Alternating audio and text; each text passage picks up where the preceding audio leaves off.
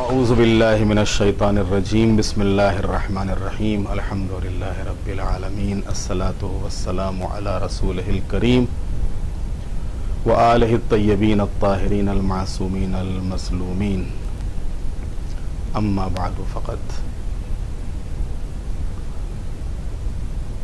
پیغام نہج البلاغہ کے چوتھے حصے کے ساتھ آپ کی خدمت میں حاضر ہیں، اور آج اس چوتھے حصے میں نہج البلاغہ کا دوسرا خطبہ جو صفین سے واپسی پر مولا امیر المومنین نے ایک مقام پر ارشاد فرمایا تھا، جس میں بعثت پیغمبر کے وقت لوگوں کے حالات، آل رسول کے اوصاف اور دوسرے افراد کے کیفیات کا ذکر کیا گیا ہے۔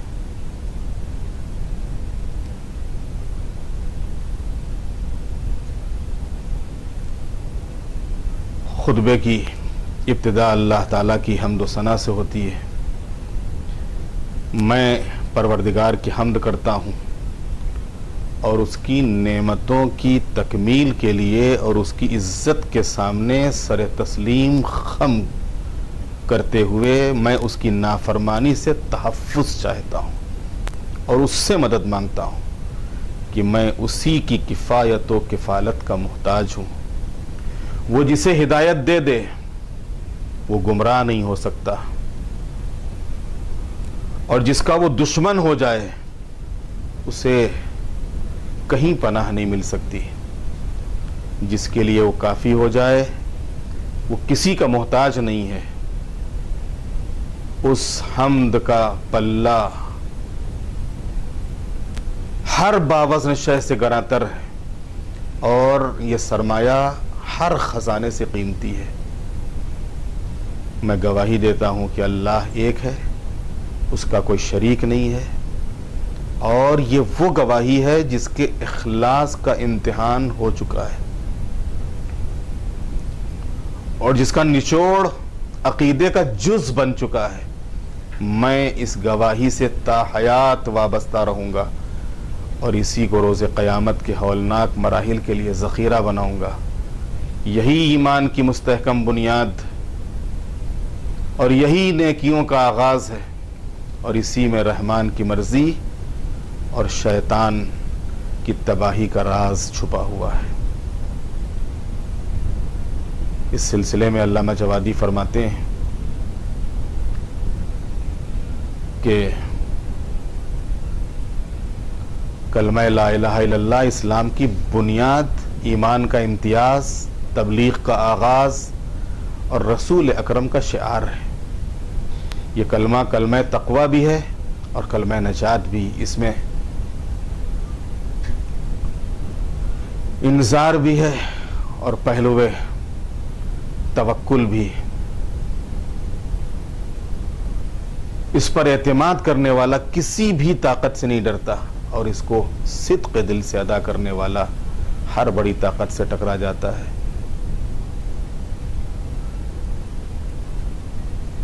اور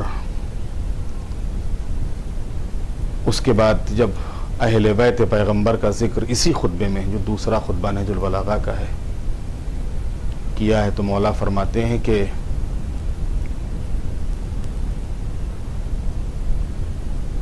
یہ لوگ راز الہی کی منزل اور امر دین کے ملجا اور ماوا ہیں۔ یہی علم خدا کے مرکز اور حکم خدا کی پناہ گاہ ہیں۔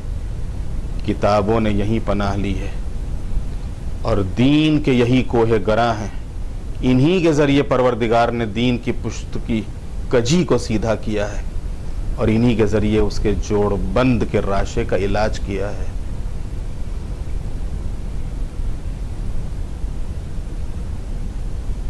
اسی دوسرے خطبے میں کہ جہاں اللہ تعالیٰ کی حمد و ثنا اور اہل بیت اکرم سے متعلق آپ نے بیان فرمایا ہے، درمیان میں بعثت پیغمبر اور بعثت کے بعد کے جو حالات تھے اس کی بڑی اچھی عکاسی کی ہے۔ مولا فرماتے ہیں کہ یہ بعثت اس وقت ہوئی جب لوگ ایسے فتنوں میں مبتلا تھے جن سے رسمان دین ٹوٹ چکی تھی، یقین کے ستون ہل گئے تھے، اصول میں شدید اختلاف تھا، امور میں سخت انتشار، مشکلات سے نکلنے کے راستے تنگ و تاریک ہو گئے تھے، ہدایت گمنام تھی اور گمراہی برسر عام، رحمان کی معصیت ہو رہی تھی اور شیطان کی نصرت، ایمان یکسر نظر انداز ہو گیا تھا، اس کے ستون گر گئے تھے اور آثار ناقابل شناخت ہو گئے تھے، راستے مٹ گئے تھے، شاہراہیں بے نشان ہو گئی تھی، لوگ شیطان کی اطاعت میں اسی کے راستے پر چل رہے تھے اور اسی کے چشموں پر وارد ہو رہے تھے، انہی کی وجہ سے شیطان کے پرچم لہرا رہے تھے اور اس کے علم سر بلند تھے۔ یہ لوگ ایسے فتنوں میں مبتلا تھے جنہوں نے انہیں پیروں تلے روند دیا تھا اور سموں سے کچل دیا تھا اور خود اپنے پنجوں کے بل کھڑے ہو گئے تھے۔ یہ لوگ فتنوں میں حیران اور سرگرداں اور جاہل و فریب خوردہ تھے۔ پروردگار نے انہیں اس گھر یعنی مکے میں بھیجا جو بہترین مکان تھا لیکن بدترین ہمسائے، جن کی نیند بیداری تھی، جن کا سرما آنسو، وہ سرزمین جہاں عالم کو لگام لگی ہوئی، جہاں عالم کو لگام لگی ہوئی تھی اور جاہل محترم تھا۔ اور اس کے بعد پھر ایک دوسری قوم، ان لوگوں نے فجور کا بیج بویا اور اسے غرور کے پانی سے سینچا، نتیجے میں ہلاکت کو کاٹا۔ یاد رکھو کہ آل محمد پر اس امت میں کسی کا قیاس نہیں کیا جا سکتا، ان کی برابری نہیں ہو سکتی ہے اور نہ ان لوگوں کو ان کے برابر قرار دیا جا سکتا ہے جن پر ہمیشہ ان کی نعمتوں کا سلسلہ جاری رہا ہے۔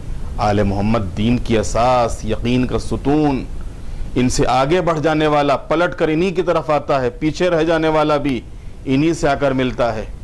ان کے پاس حق ولایت کے خصوصیات ہیں اور انہی کے درمیان پیغمبر کی وصیت اور ان کی وراثت ہے۔